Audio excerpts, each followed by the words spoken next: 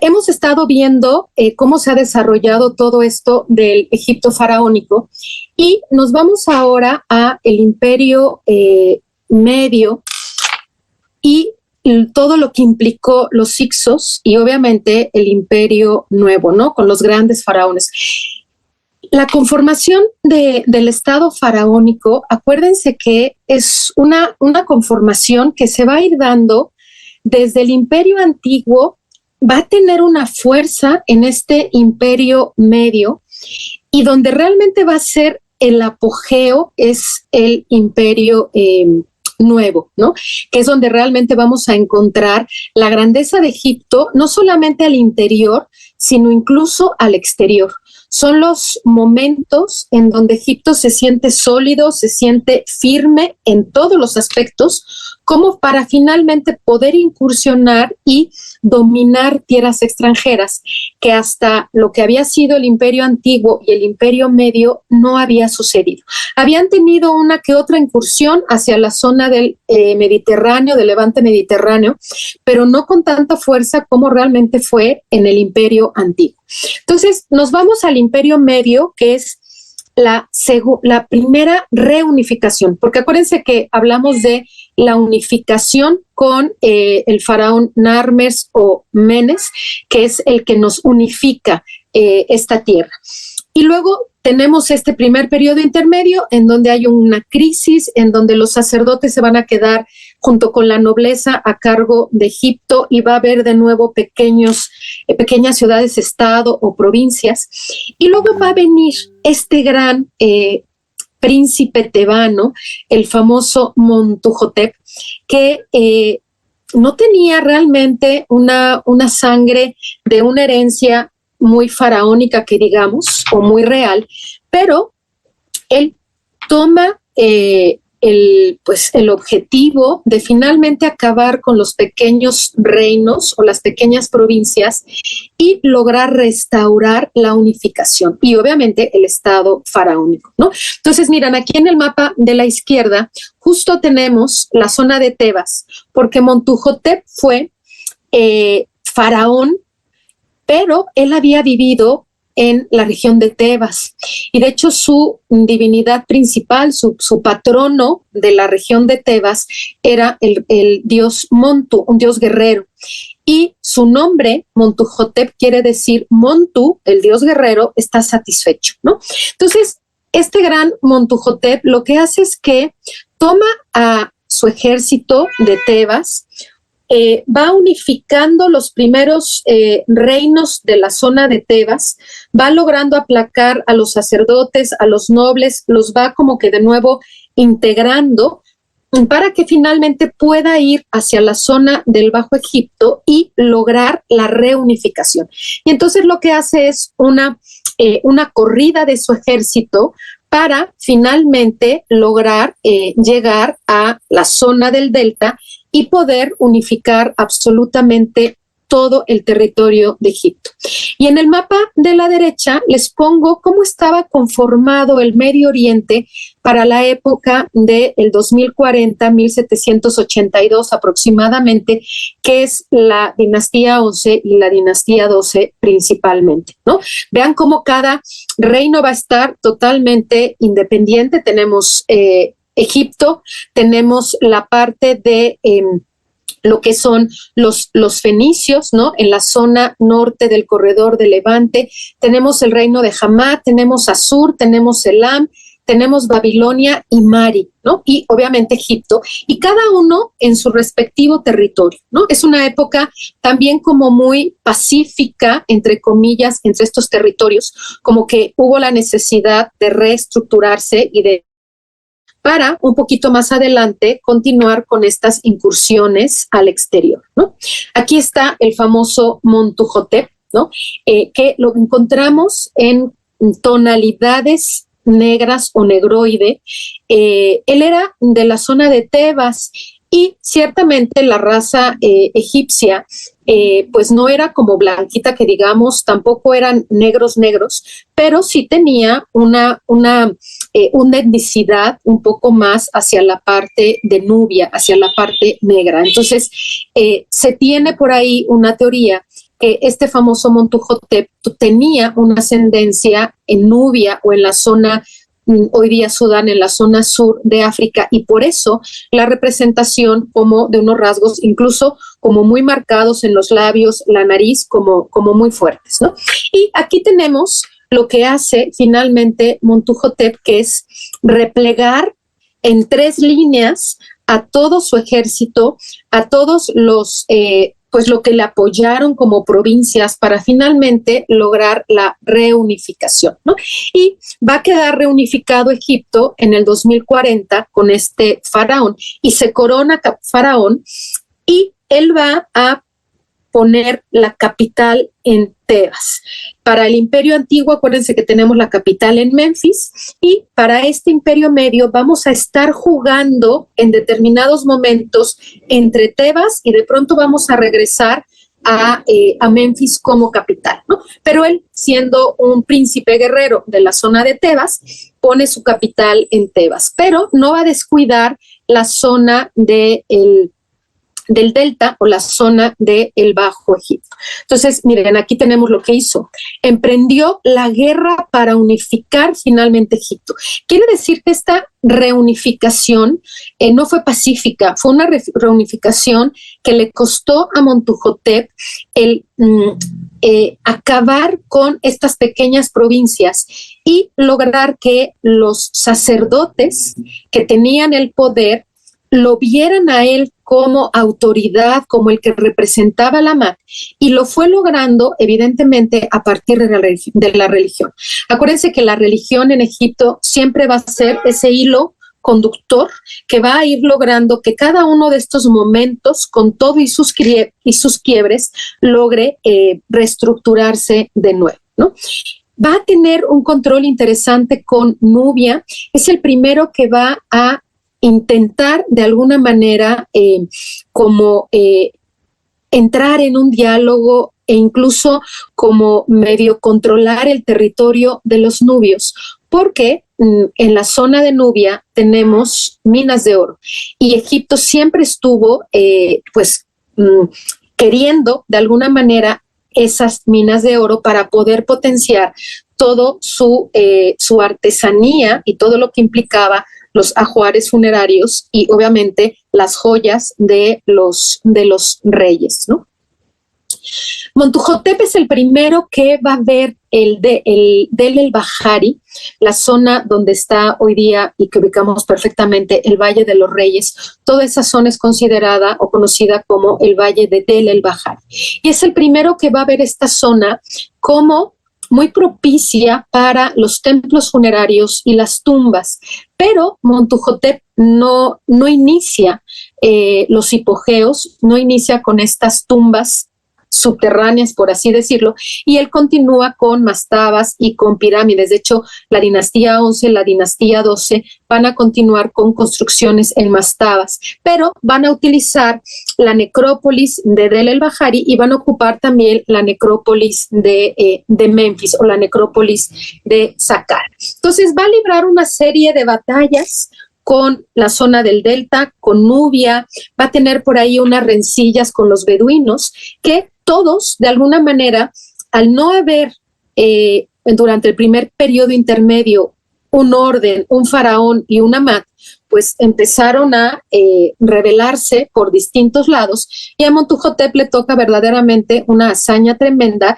el apaciguar todas estas fuerzas pequeñas, pero fuerzas al fin y al cabo que iban contra de un estado faraónico, ¿no?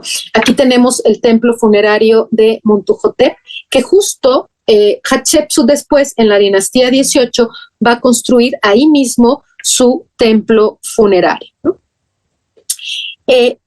Lo más importante de Montuhotep es que va a dejar las bases para que el siguiente faraón logre realmente una estabilidad y logre ahora sí mantenerse con una unidad, ¿no? Aquí les pongo en esta imagen de la izquierda cómo vienen los demás faraones, cómo se va dando toda la dinastía 11 y 12, porque es importante de manera particular la dinastía 12, que es la de máximo esplendor del Imperio Medio, es la que le va a tocar incluso reestructurar la cuestión de la descendencia.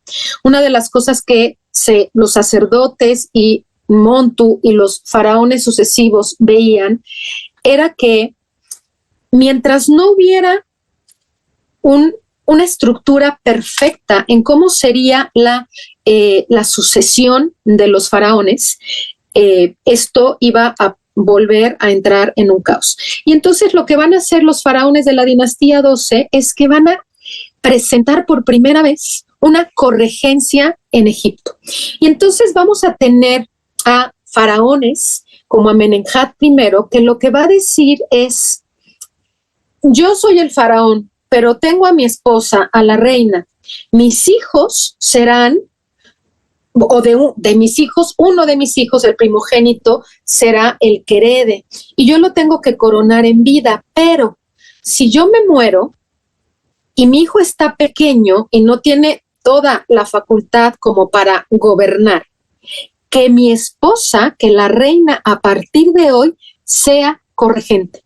Y entonces es una decisión muy estratégica, muy importante, porque durante toda la dinastía 12 e incluso en el Imperio Nuevo, las corregencias van a ser importantísimas. Es lo que le va a dar de alguna manera la solidez al Estado faraónico. Y entonces queda escrito como decreto que el faraón es el que gobierna absolutamente en todo sentido, pero siempre apoyado por la reina, y la reina como corregente. Si el faraón va a la guerra, se queda la reina y la reina hace el papel de faraón. Si el faraón muere, la esposa asume el gobierno en tanto que el heredero tenga la edad y la formación adecuada para finalmente asumir el trono. Y eso es toda una reforma muy interesante que se va a estructurar en esta famosa dinastía 12, ¿no? Y va a ser justo con este faraón Amenemhat I, es el que va a estructurar este ámbito de las corregencias. Otra de las cosas interesantes que hace Amenemhat I en el ámbito religioso es empezar la construcción de Karnak y de Luxor en Tebas, estos grandes templos que hoy día contemplamos, que han tenido crecimiento, incluso partes o templos o edificios añadidos por los diferentes faraones desde el Imperio Medio hasta el Imperio Nuevo. Él va a darle mucho más fuerza al culto del dios Amón, ¿no?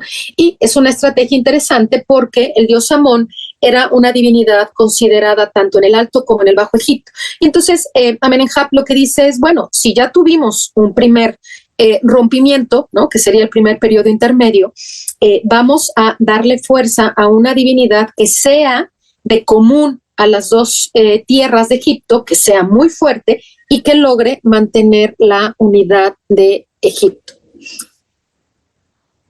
Él va a heredarle un Egipto, Amenemhat I le hereda un imperio muy sólido a Sesostris III. De hecho, si pudiéramos decir cuál de los faraones del Imperio Medio fue como el gran faraón, pues uno de ellos fue Sesostris III, ¿no? Él continúa con la idea de las pirámides. Aquí tenemos lo poquito que queda de la pirámide de Sesostris III. De hecho, la dinastía 12 se le conoce como la dinastía de los Amenemes y los Sesostris, porque se iban intercambiando el nombre de faraón a faraón, y sobre todo cuestiones de la famosa corregencia, que incluso se buscaba que las esposas pues eran primas o fueran primas segundas o primas hermanas e incluso hermanas, para que no se debilitara esta línea de sucesión y que hubiera un linaje, ¿no? Él intenta hacer una gran pirámide, admiraba a las pirámides de Giza, él intenta una gran pirámide, pero no logró la perfección en cuanto a la altura y las dimensiones, y es una pirámide que con el paso del tiempo se ha ido también un poco como desmoronando, ¿no?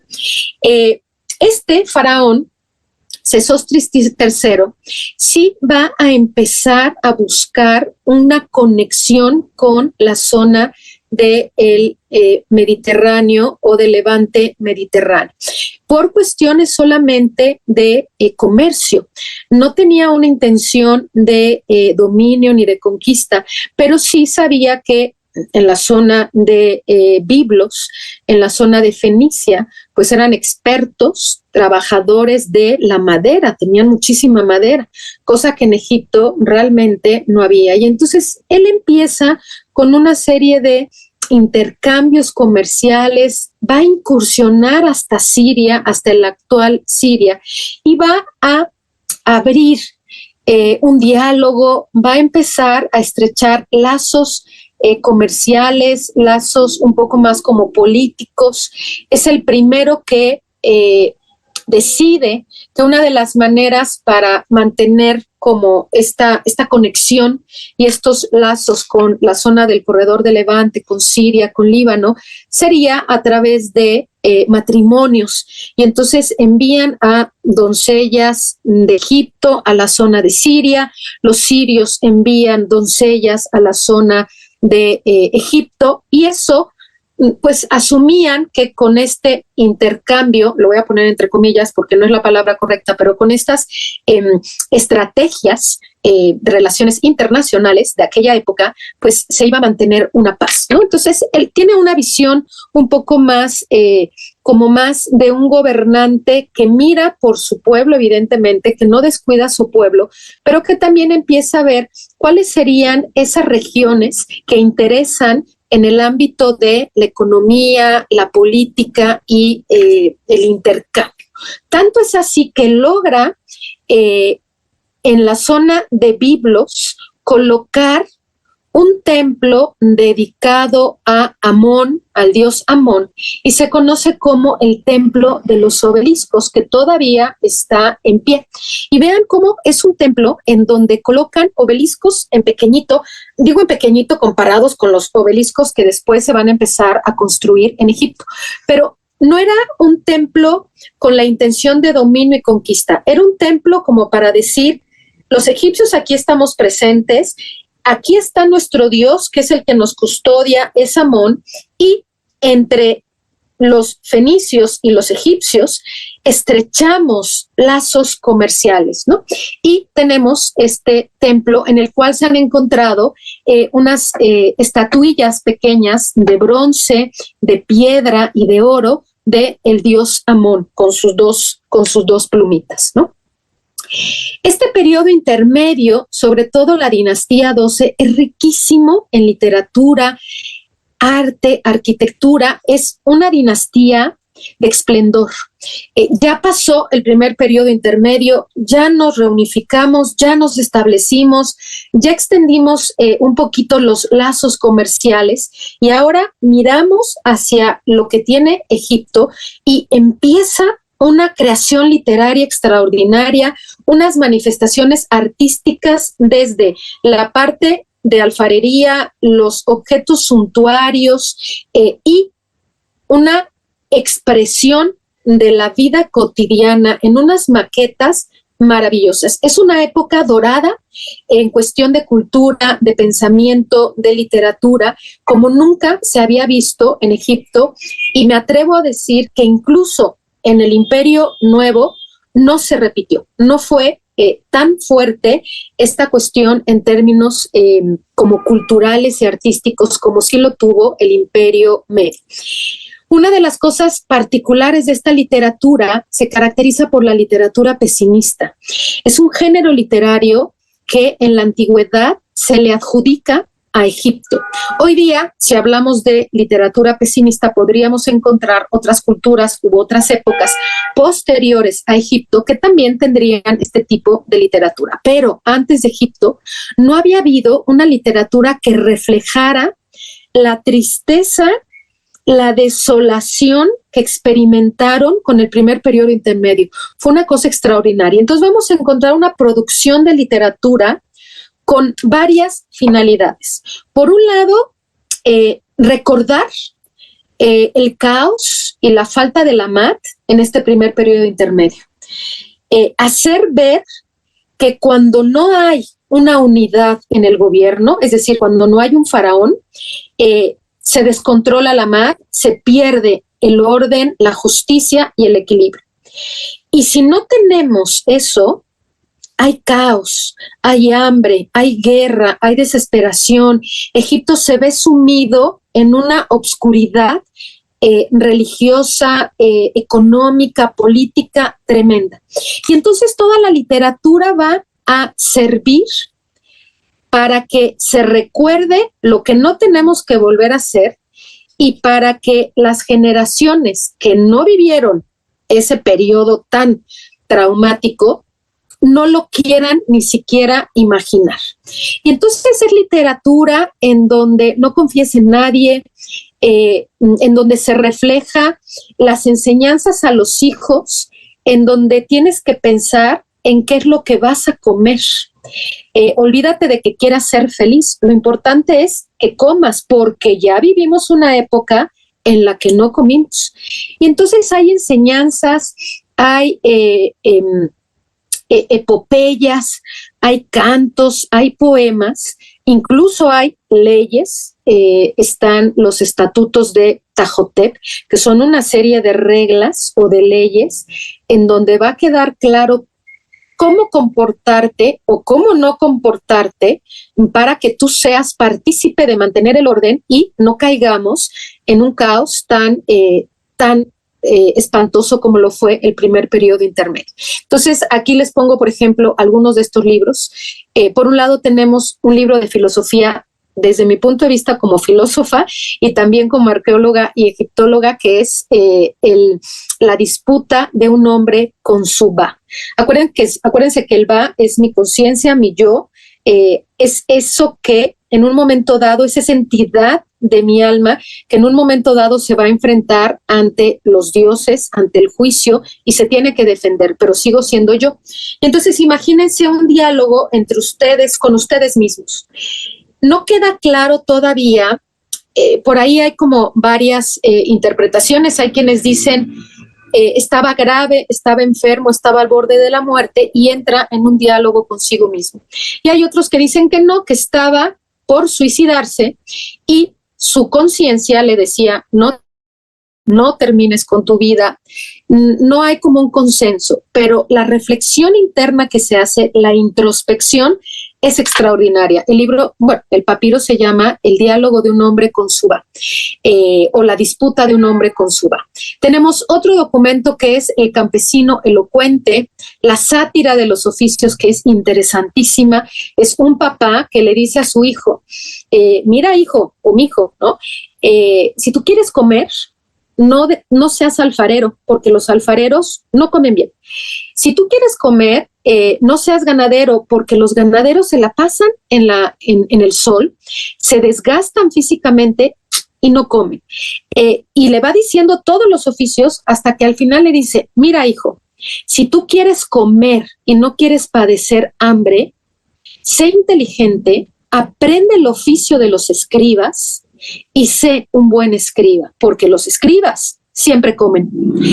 Y es un ir hacia atrás hubo una época en el que no comíamos, ¿no? Entonces son esos textos interesantes que van a recordar ese primer periodo intermedio. Las profecías de Neferti, las admoniciones de Ipuer, la historia del arpista, el fantasma de Amenemhat, que también es una historia muy interesante que se confunde con Sinué el egipcio, y es más o menos algo así como ando danzando por el desierto fuera de Egipto, y si yo me muero, ¿qué va a pasar conmigo? ¿Quién me va a a proveer de mi sarcófago, mi tumba, mis textos. ¿Quién se va a preocupar por mí? Nosotros aquí en México tenemos una canción que es México lindo y querido, y justo en una de las partes de la canción dice: si muero lejos de ti, que digan que estoy dormido, y que me lleven de nuevo a México. Ese sería un poco esta de, si yo me muero fuera de Egipto, pues tengo que volver a Egipto, porque si no, mi alma no va a descansar y no va a trascender, ¿no? No confíes en tu hermano, no reconozcas a nadie como amigo, no promuevas compañeros íntimos, porque de ellos nada sacarás. Cuando te acuestes a la noche, deja que sea tu propio corazón el que vele por ti, porque no hay hombre que tenga quien lo defienda el día de la tribulación, ¿no? El día de la desesperación. Entonces, una literatura extraordinaria, arte. Vean además estas representaciones artísticas en escultura, en relieve, en pinturas, en collares, anillos, pectorales, que se han ido descubriendo en las excavaciones, en las mastabas, en las tumbas, y es una cosa riquísima en todo lo que implica la cuestión de el arte. Vean estas maquetas que a mí me fascinan, las maquetas del Imperio Medio. Están hechas en madera, están hechas en piedra, y es la vida cotidiana en maqueta. Desde todo lo que implicaba la cuestión de la contabilidad del grano, la movilidad que tenían por el río Nilo con las embarcaciones, el trabajo con la cerveza y la carne. Aquí vemos a la mujer que está haciendo cervezas, los jardines pues domésticos que tenían, impresionantes. Vean esta, me parece extraordinaria. Están haciendo un becerrito, ¿no? Y entonces estamos viendo cómo están los dos ganaderos, y aquí tenemos al becerrito que están haciendo todo el trabajo de la carne, el cortar la carne de la res, cómo la secaban, cómo colocaban la carne para que quedara completamente seca. Es una cosa extraordinaria estas maquetas que se han ido encontrando en las tumbas, son parte del ajuar funerario. Entonces, este momento es un momento de gloria, un momento de esplendor, que principalmente lo vamos a entender como la dinastía 12. Ahora, ¿qué va a pasar aquí? Pues bueno, a finales de la dinastía 12 vamos a empezar a ver una serie de debilidades en el ejército y en las fronteras, y eso va a provocar que empiecen estas oleadas de los famosos Hicsos. Estos asiáticos, estos grupos étnicos que para los egipcios eran los asiáticos, los que vienen de Asia, la parte norte de Egipto, que nosotros entendemos como Hicsos, pero también dentro de esos Hicsos había cananeos, había ugaríticos, había fenicios, había una serie de etnias que se fueron integrando y que efectivamente vieron como propicio esta debilidad de la frontera norte de Egipto, pero reconocían que Egipto era una nación en donde había grano, en donde había comida. No en balde, a Egipto para este momento se le conoce como el granero de la antigüedad. Egipto, si algo logró hacer, fue almacenar grano, almacenar carne, y las ciudades o los reinos que quedaban fuera de Egipto buscaban Egipto para poder tener alimento, tener grano. Y entonces vamos a empezar a ver una serie de incursiones de estos famosos Hicsos hacia el territorio de Egipto, que es el primer periodo intermedio. Y aquí lo tenemos. Es un periodo en donde Egipto se debilita. Egipto se debilita porque no resguardó bien sus fronteras, y a final de cuentas estas oleadas de los Hicsos vieron como buen territorio esta región de aquí. Esto que está en rojo es el recorrido que hicieron los hicsos para asentarse en el delta de Egipto. Este delta de Egipto, muy fértil, muy productivo en términos agrícolas, se apoderaron de esa región y fundaron su capital en Avaris. La capital de Avaris está aquí, ¿no?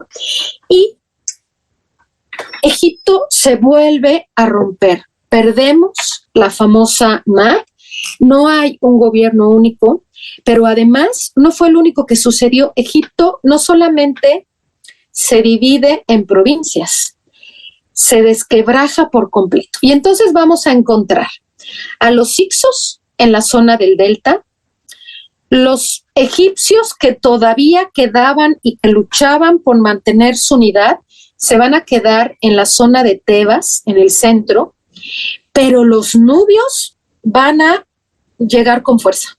Y los nubios ya no van a querer ser dominados por los egipcios. Y los nubios van a buscar de nuevo explotar sus propias minas. Y los nubios incluso van a tener una relación muy estrecha con los hicsos en la zona del delta.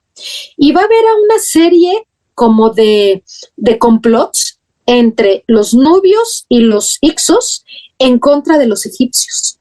Lo que se buscaba realmente por parte de los nubios era acabar con los egipcios y que los nubios se apoderaran de toda esa tierra junto con los hicsos. Entonces, si el primer periodo intermedio fue un caos y una desolación que provoca esta literatura pesimista, bueno, imagínense el segundo periodo intermedio en donde además tenemos un gobierno de extranjeros. Toda la zona del delta empieza a poblarse por extranjeros, los hicsos, que traen sus propios dioses, su propia cultura. De pronto vamos a empezar a ver en esa zona templos construidos al dios Baal, que no es un dios malo o negativo, pero no era el dios de los egipcios. Y entonces es una mezcolanza de culturas, de ámbitos religiosos, de estrategias muy particulares. Algunos investigadores dicen que el segundo periodo intermedio no hay que verlo tan caótico, habría que verlo también como un periodo e incluso de prosperidad para Egipto, porque aunque no hubo un gobierno único y unificado, tampoco fue una época en la que los asirios llegaran a invadir Egipto, tampoco fue una época en la que los hititas incursionaran bélicamente en ese territorio, sino todo lo contrario. Aunque Egipto estaba desmembrado, había prosperidad, la tierra se seguía cultivando, no había de alguna manera tanto caos como lo provocó el primer periodo intermedio. Pero evidentemente para los egipcios que quedaron en esta zona central, pues sí era un momento muy crítico, porque no había unidad, porque el Nilo estaba perfectamente dividido y ya no había un control por parte de los faraones. Es esta época en la que podríamos ubicar la presencia del pueblo hebreo. Cuando hablamos de la historia de Moisés, aunque tengamos muchas lagunas, si habría una época en la que lo podríamos ubicar históricamente, contextualmente sería este segundo periodo intermedio, ¿no? Vean cómo los egipcios representaban a estos extranjeros. Hay una diferencia tremenda en la representación de los gobernantes extranjeros a los gobernantes egipcios. De entrada, a estos los vemos con chanclas. Los egipcios jamás se representaban con chanclas. Vean las túnicas de estos personajes completamente cubiertos de esta vestimenta de colores, de rayas, con barba, cosa que los egipcios nunca se van a representar así, ¿no?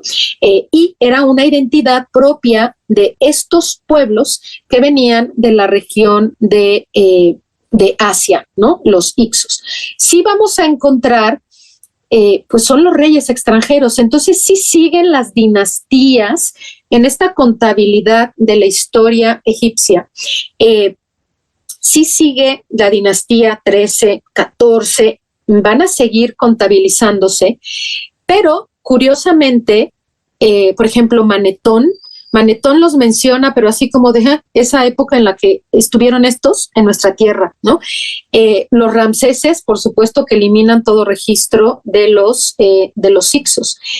Y va a haber una serie cada vez más como de evidencias que van a como que soportar un poco más la postura de, en realidad no fue un periodo tan caótico.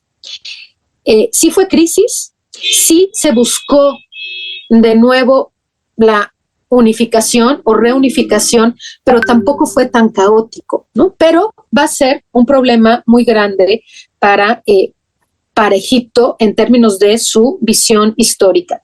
Aquí tenemos todo lo que lograron dominar los Hyksos, con su capital aquí donde dice 19, ahí está Avaris. De Avaris queda muy poco, de hecho es una región muy conflictiva para excavar, y sí se han realizado excavaciones, pero como muy puntuales, por la zona en la que está, como muy cercano a la Franja de Gaza, con todo el conflicto que ha habido, no ahorita en particular, sino incluso desde antes, y las autoridades egipcias como que lo mantienen un poco como protegido, pero sí se han permitido excavaciones y sí se han encontrado sellos, se han encontrado ostracas con escritura cuneiforme, con escritura hebrea, que no es la única, pero que sí hay evidencia de algún grupo que hoy día pudiéramos ubicar como los hebreos en la tierra de Egipto, pero tampoco muy numeroso, ¿no? Pero ahí estaría esta presencia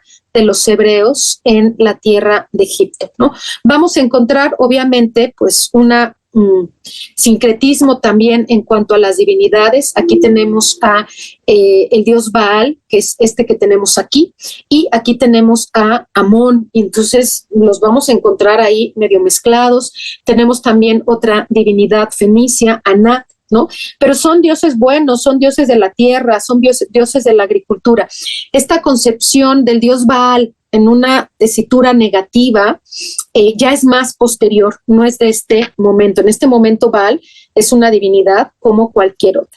Y vean hasta dónde se extiende en términos de dinastía los Hyksos, hasta la dinastía 16, de la 13 a la 16. Realmente es un periodo largo, es un periodo bastante extenso de esta pues dualidad en cuanto a la interpretación, un periodo de prosperidad y al mismo tiempo un periodo de caos desde el punto de vista egipcio, ¿no?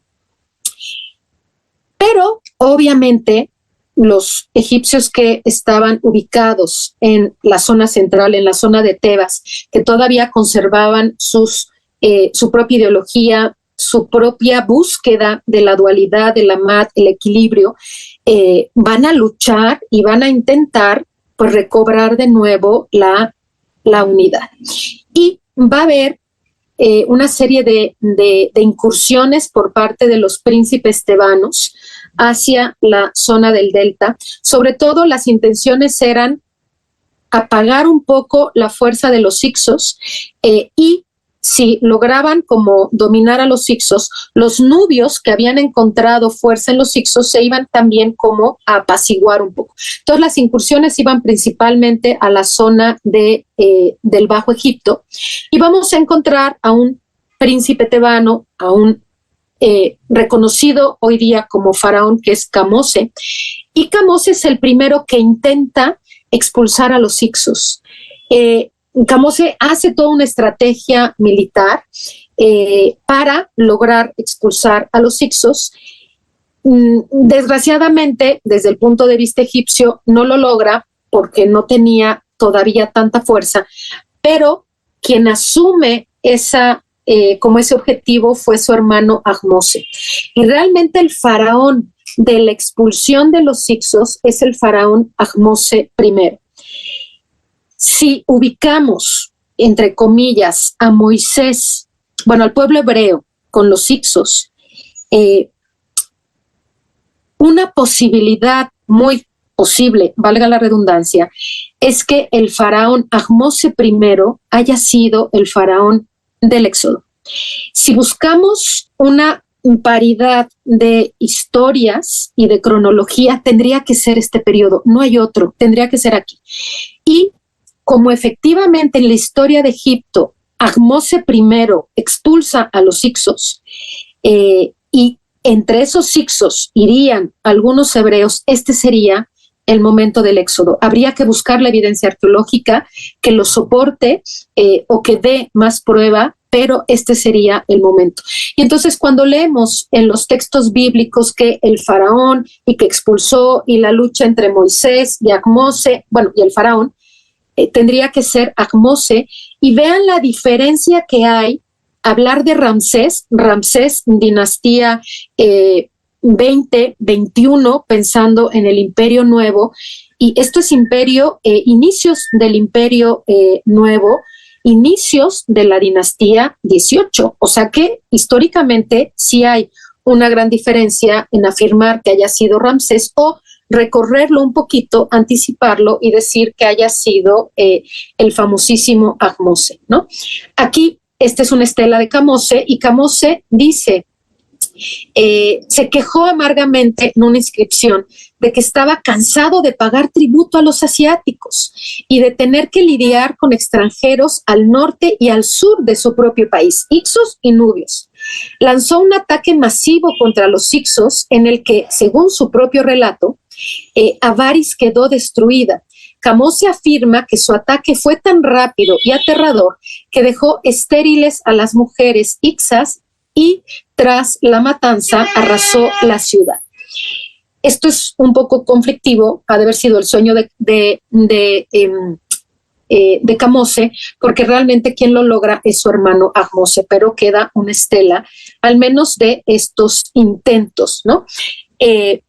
Su hermano Ahmose, aquí está, el hermano de Camose, es el que asume el trono a la muerte de Camose, que se dice en los textos, aunque no se ha podido del todo comprobar, que a Camose lo matan los Hicsos, ¿no? En estos intentos de expulsarlos, a final de cuentas, lo expulsan.